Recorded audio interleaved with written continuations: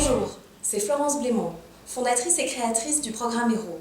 Aujourd'hui, je suis en présence du Dr Vanacker, psychiatre et fondateur du cabinet médical Psy 503. Alors Dr Vanacker, est-ce que ce burn-out c'est un phénomène nouveau? On en parle beaucoup et on présente ça comme nouveauté, mais au fond ça date de tout le temps, mais on donnait d'autres noms. Qu'est-ce qu'on parlait avant de, par exemple, neurasthénie, psychasthénie, tout pour parler à propos de gens qui en avaient fait trop et qui étaient épuisés. Donc c'est en faire trop et être épuisé. Et pourquoi aujourd'hui on dit que c'est un terme à la mode, on voit le burn-out partout, on en parle tout le temps? Ce qui est un peu triste, c'est qu'il y a un mouvement actuellement dans la presse où on trouve qu'on psychiatrise trop. Mais parfois, on peut se demander si on psychiatrise pas trop peu, parce qu'un tas de gens acceptaient comme normal d'être épuisés, finis, c'était la vie. Tandis que maintenant, on commence à remarquer, oui, mais est-ce que c'est bien normal d'être dans cet état-là? Et donc, au fond, on diagnostique plus de choses qui ont toujours existé, mais qu'avant, on acceptait sans se poser des questions. Ok, donc avant, les gens l'acceptaient plus sans se poser de questions. Et maintenant, on met un mot, on met un terme là-dessus.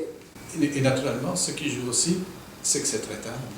L'ennui, c'est donc qu'on parle d'un état final de toute une série de choses. C'est ça qui demande d'abord donc une analyse individualisée. D'abord, quelle est la résistance de la personne? Est-ce une personne plus ou moins sensible, plus ou moins susceptible de stresser? Puis qu'est-ce que cette personne a déjà vécu dans sa vie? Parce que on oublie souvent, le stress est cumulatif. Donc on accumule les problèmes au cours de sa vie. À un certain moment, c'est trop. Et là, longtemps, on a trop souligné le problème du travail. Ça, c'est ce qui vient en plus.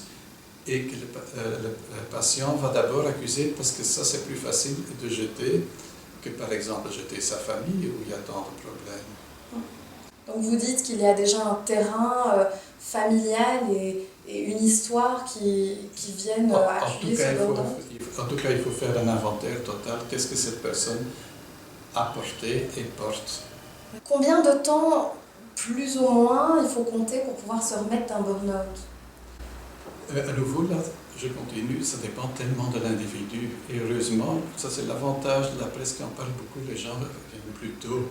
Il y a moins de dégâts parce que quand on continue, qu'est-ce qu'on peut bien casser à l'intérieur psychosomatiquement ou glisser en dépression clinique, alors on est réellement mal parti.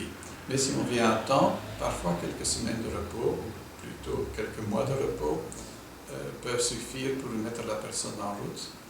Et naturellement, ce qu'on ne peut pas oublier, il y a des gens qui ont tout de même vécu beaucoup et qui ont longtemps accumulé. Donc le danger, c'est que des personnes plus solides vont accumuler plus, mais donc la casse sera plus grande. Et là, il faut facilement compter tout de même 2 ou 3 ans. Il ne faut pas être étonné qu'il faut ça, le repos, pour se remettre en route. Quand vous dites repos, Dr Vanacker, est-ce que ça veut dire qu'il faut s'arrêter de travailler? Très bonne remarque. Oui, parce que les gens associent ça parce que c'est le stress le plus facile à fuir. Oui. Et puis, il n'est pas évident pour tout le monde d'arrêter de travailler 2 mois, 3 mois, ou même plusieurs mois. Large, mais ça c'est l'ennui que peu d'employeurs voient ça. Parfois, changer de travail peut diminuer le stress au travail, permettre donc de continuer, ce qui laisse une structure et aussi une valeur à la personne. C'est pour ça que je parlais tantôt de faire l'inventaire total, qu'est-ce que cette personne porte.